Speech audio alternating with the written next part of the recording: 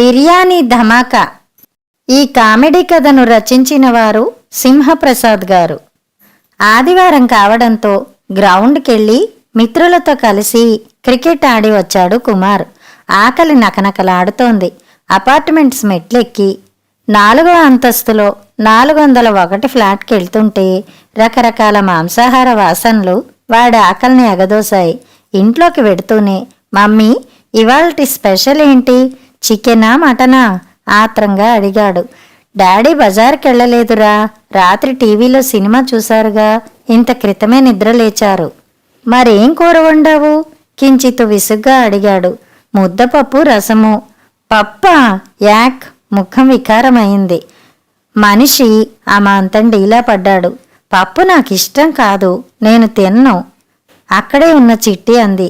ప్రతి వారం non veg వండుతూనే ఉన్నాను కదర్రా, ఈ ఒక్కరోజుకి సర్దుకుపోండి, వచ్చే వారం మీ డాడీని తప్పకుండా బజారుకి తరిమి తెప్పిస్తాను.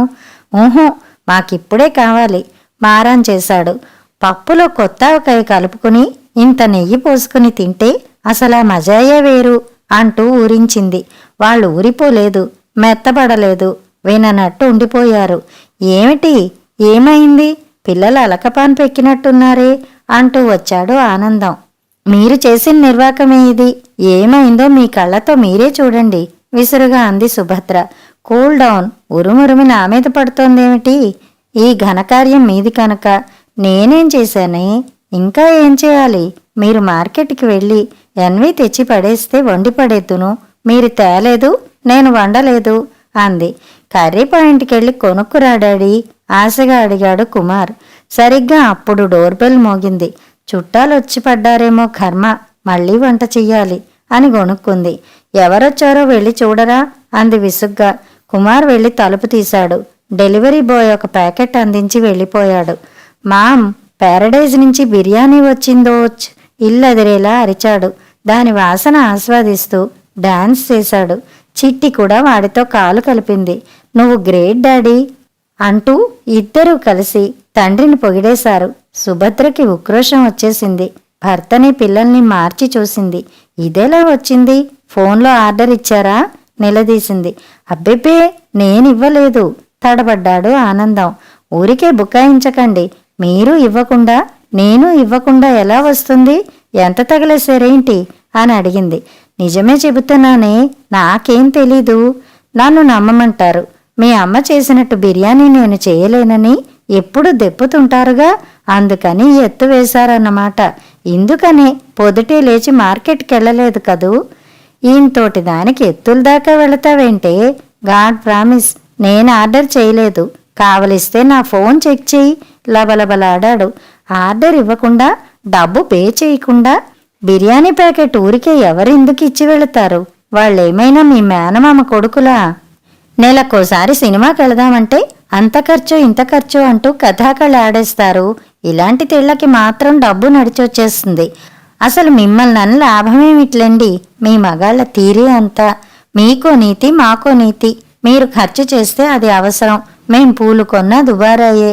స్టాప్ ప్లీజ్, ఇంక దెప్పాయనం సరిపెట్టవే బాబు, అవతల పిల్లలు వింటున్నారే అంటూ మొత్తుకున్నాడు ఆనందం. వింటే విననిండి, రేపు వాడు మీలాగే తయారవుతాడు, అది నాలాగే నెత్తి నోరు కొట్టుకుంటుంది. మా బతుకులు ఎప్పుడు సుఖపడ్డాయి గనక, శీతకాలం నుంచి మా ముఖాన కష్టాలే కదా. బర్రున ముక్కు చీదింది సుభద్ర. వాటన్నిటికీ నేనే కారణమన్నట్టు మాట్లాడతావేంటే? మీరు కాకపోతే మీ మగాళ్ళు అంతా ఒకతాను గుడ్డలేగా. ఇంతలో డోర్బెల్ మోగింది. ఆమె వాక్ప్రవాహానికి అడ్డుపడింది.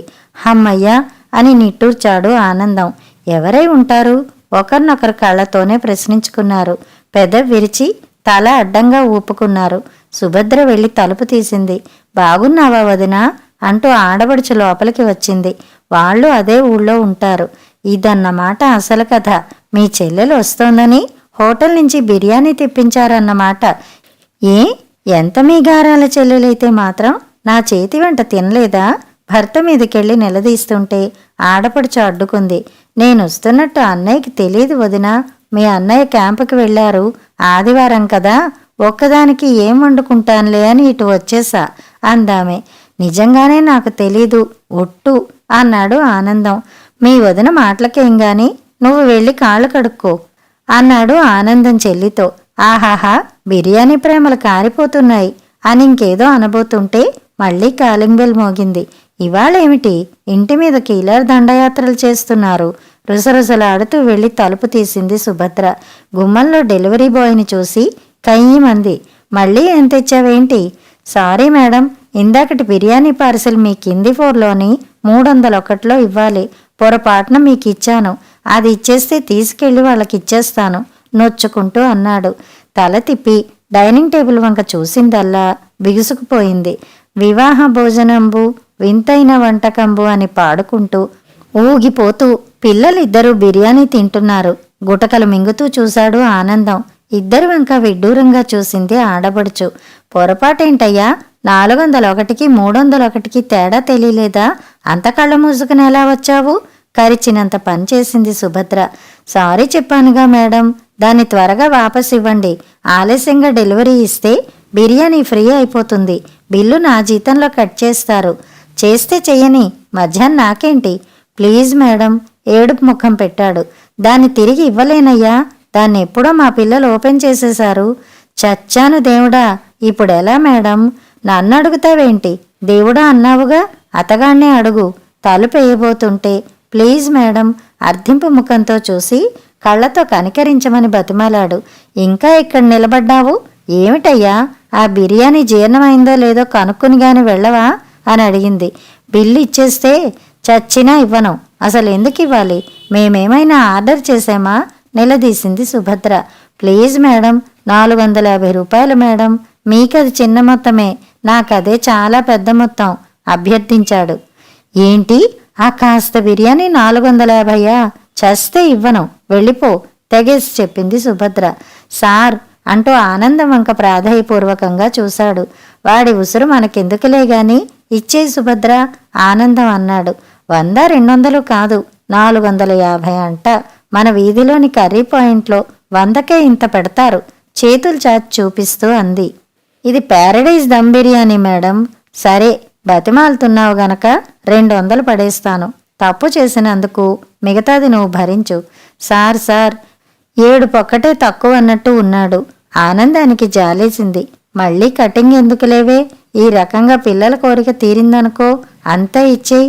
మీకే పైనుండి ఎన్ని కబుర్లైనా చెబుతారు అంటూ డబ్బు తెచ్చి అతడి చేతిలో కుక్కింది. ఇంకెప్పుడు ఇలాంటి తింగరి పనులు చేయకు. నేను గనక దయతలిచి డబ్బు ఇచ్చేశాను. మరొకరు అయితే కర్ర తీసుకుందరేమనుకున్నావో కేకలేసింది. బతుకు జీవుడా అనుకుంటూ పారిపోయాడు. ఇంకా అలా చూస్తూ నిలబడ్డారే, ఆదివారం కూడా పప్పు కూడేనా అని ఆముదం తాగిన ముఖం పెట్టారుగా, బిర్యానీ మెక్కుదురుగాని రండి నవ్వుతూ చెప్పి డైనింగ్ టేబుల్ వైపు 2 అడుగులు వేసిందల్లా మాన్పడిపోయింది. ఆనందము డిటోయే. పిల్లలు తినగా మిగిలిన బిర్యానీని ఆడబడుచు తినేసింది. ఏ మాటకు ఆ మాటే చెప్పుకోవాలి వదినా, బిర్యానీ చాలా రుచిగా ఉంది, థ్యాంక్స్. ఆమె ప్లేట్లో మిగిలిన నాకేసిన బొమికలు వారి వంక చూసి సన్నగా నవ్వాయి. కథ సమాప్తం.